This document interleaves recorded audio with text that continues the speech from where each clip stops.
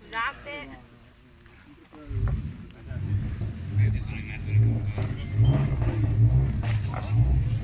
Ciao, ciao.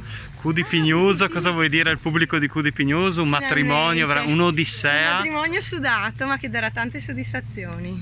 Gabriel, è arrivato il grande giorno, finalmente ti sposi con Beatrice, è stata un'odissea però, quanti rinvii? È stata un'odissea, sì, 3-4 rinvii e è successo di tutto, ma ci abbiamo creduto fino alla fine, abbiamo insistito finché ce l'abbiamo fatta e è un'emozione grande. L'Alta Marca Trevigiana ti ha conosciuto per la proposta di matrimonio davvero particolare, ce la riassumi in 20 secondi?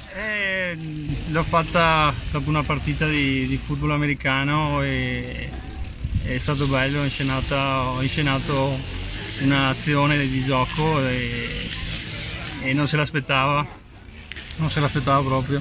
E che cosa dici a Beatrice adesso prima di portarla sull'altare?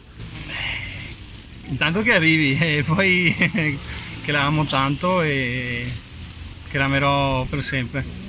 Padre della sposa, allora finalmente signor Dino è arrivato questo momento tanto atteso. Tanto atteso sì, perché mia figlia lo desiderava tanto nel sposarsi.